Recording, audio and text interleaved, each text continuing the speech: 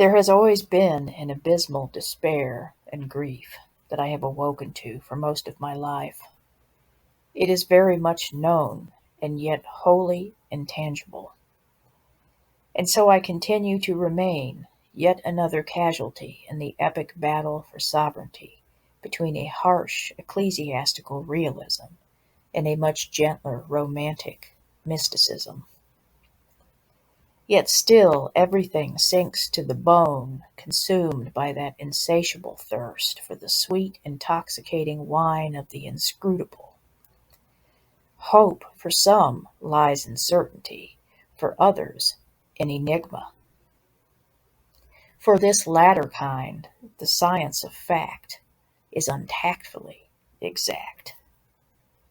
Yet for the former, the science of applied fiction is a much coveted affliction, cure for the root of all ills, where passion sleeps and stoic resignation further stills. And who is the keeper of this house? Is it that brother of sleep, so fiercely loyal and omnipresent, as the costs of survival are weighed and life extorts nevertheless without us? Soon the work gets neglected, and we come to see that there is no way to stop the fraudulent accounting before even the red soon runs dry, and we quickly falter without a quarterly reminder of our debts. Yet the overseer has still managed to keep us aright, and we can at least be assured that as long as there is blood coursing, hot and quick beneath the skin, the books will remain in balance. And we just might remain fatally upright in our figurings until the costs of our survival reach their final recompense before the low court of that brother of sleep. For soon even the overseer decides that he can live in indigence with us no longer, thus granting our guardianship to this brother of sleep, more commonly revered as death, the mortal enemy, yet forbidden, secret lover of the life we had so carelessly spent trying to preserve. For most of my life I had felt both dead and yet acutely aware and sentient of the life, pulsating, throbbing, and burning without. It was the worst, most terrifying feeling. And so would I force myself out to breathe in this life which I felt I did not possess, but would hear voices of condemnation, persecution, and rebuke, bearing accusations of my dubiety and duplicity. I often felt as if I were some great automaton of melancholia and ennui, and after so many years of experiencing the ravages of this existence, I often even wondered if I had not metamorphed into something altogether subhuman. The only wisps of cognitive emotive prescience that billowed as but mere tattered remains of a real, live human entity within my mind, within my soul, could be sensed only through a wrenching, dehumanizing loathing and seething envy for the life which I felt to be so vital, vibrant, and vivid within others. I felt that they were color combinations of infinite, kaleidoscopic, dazzling array, fluorescent, animate, and immanent. Yet I remained that barely apprehensible little gray blot of blemish upon the canvas. I sensed impending revision, as I knew sooner or later that I would be brushed off of that canvas by the master artist himself. The ominous dread of existential annihilation, which most rarely allowed to surface from the primeval subterranean depths of their subconscious, I fully inhabited like that of my very own breath.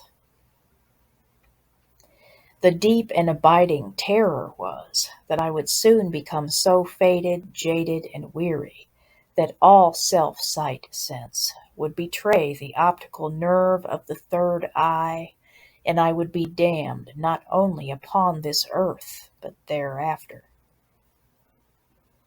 Yet I did not know which terrified me most, the prospect of extinction into utter oblivion, or that of an eternity spent in some Gehenna of my own creation. And I not only began to question who I was, but what I was. I began to develop complex fantasy structures to cope with the anguish wrought by my hypervigilance. I dreamt of being anything that was not human, just to feel a dignified part of some species of life. In my dreams, I would be a black panther which scaled the walls of luminous buildings and sprang from the buoyant limbs of spindly trees with a swiftness and agility unmatched, and whenever I fell, would always land on my feet with aplomb, and everyone would utterly adore me. I was a heartbeat tripping all over itself. I was a breath, ragged with the ambivalence of that ancient longing to striate two irreconcilable worlds. I often wondered which insanity was sane, and which sanity was utter madness.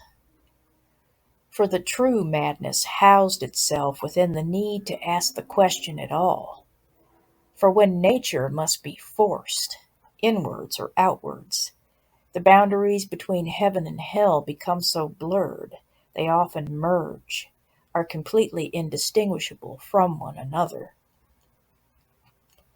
Yet the memory of heaven was still strong enough within me, though distant in its reminiscence most of the time. Its imprint somehow always remained fresh upon the permeable membrane of my soul. Yet the tragicomedy always pandered to one theme: how the full knowledge of heaven is the very thing which grants hell its scourging singularity in its very existence, while the knowledge of hell is gleaned directly from the longing and striving for its counterpart. And the Edenic scene faded out none too harshly upon the panoramic projections of my imagination, as I came to see that those sins which would deliver me to hell paled in comparison to those I would omit while in heaven, the knowing so painfully separated from the being, continuing on even in a newer, more celestial incarnation. But it all began to make sense, for I saw the sum of one's life as coming down to those choices made in the full presence of this spiritual prescience. Yet how often I would foolishly run asunder, forgetting all too easily that this kind of comprehension needed not be so painstakingly grasped at, for that navigating which the heart already has its own adept compass for. And I began to see that the two worlds through which my paths would meander allowed both for my knowing and my being, and that I could never be forever lost. Yet most of all, I could also never be lost completely to others of my human family. And soon I would no longer need to grapple so much with the question of sanity versus insanity, but would see the wellness inherent in both the need to ask the question and in the desire to answer, considering not just myself, but all others as well. After I had made my decision that one day, for once, I began to throw caution to the wind. But this time, the air which moved me was the very breath of God Himself. And now could I let my blood course through the ports of every emotive sea, beyond any bounds, tamed as I was within the graces of God, no longer in dread of the snares of fear's vast, crude wilderness, which had always gripped the Achilles heel of the soul and merciless tenacity. Now could I let my heart beat at its true pace, thundering, rumbling, allegrissimo, affettuoso. Now could I allow joy and courage to lend final conciliation with grief and cowardice, so that my mortal soul could finally meet its noblest cause, that indefinable yet overbearing thing which had kept it for so long now tied to this blessedly cursed earth.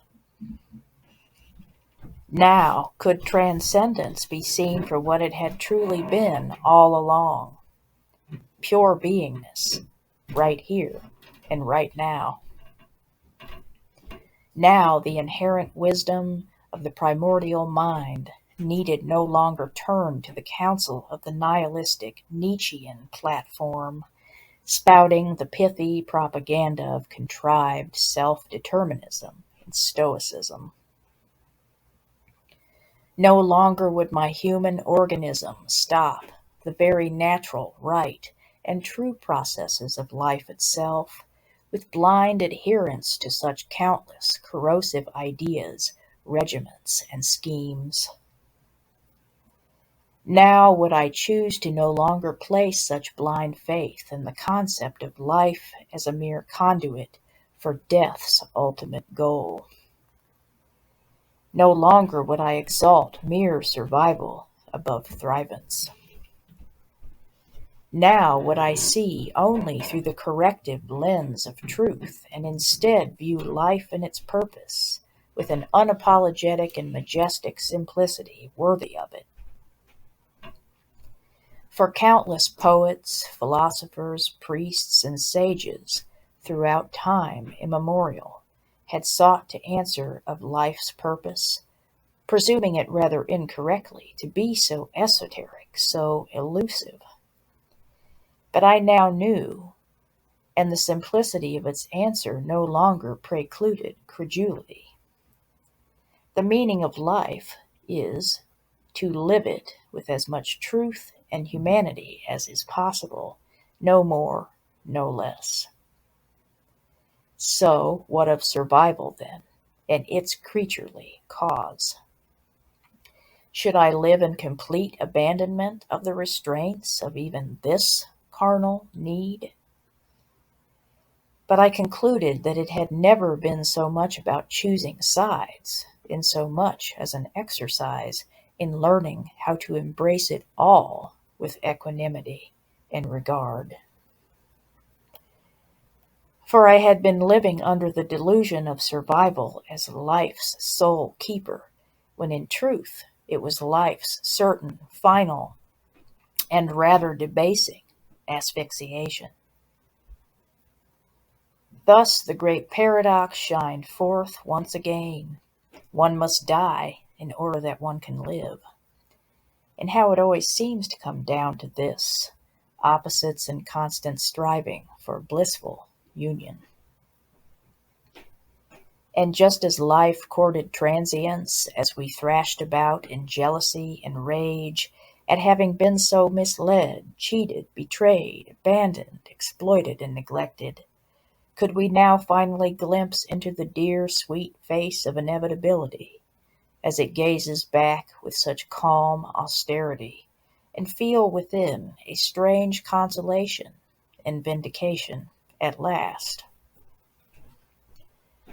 Furthermore, hit with the lightning bolt revelation of the futility not of life, but of our struggles while living it, loving it, hating it, even seeking to kill it within ourselves and others, can we finally find rest in our iniquity and infirmity.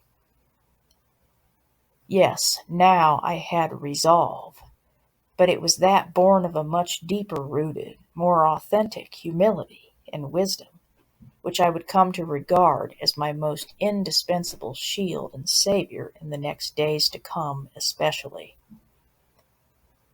And integrity, that true warrior, possessed of the indomitability of all potential enemies, internal and external, trooped together, would instruct me in the fine art of cultivating joy everlasting. Yet little did I know how taken aback I would be when the great instructor brought forth the tools and texts with which I was to work, instead schooling me with an overabundance of sweet nothingness, reams of annals completely blank. And for once would this be, for this fledgling but learned and weary scholar, quite something.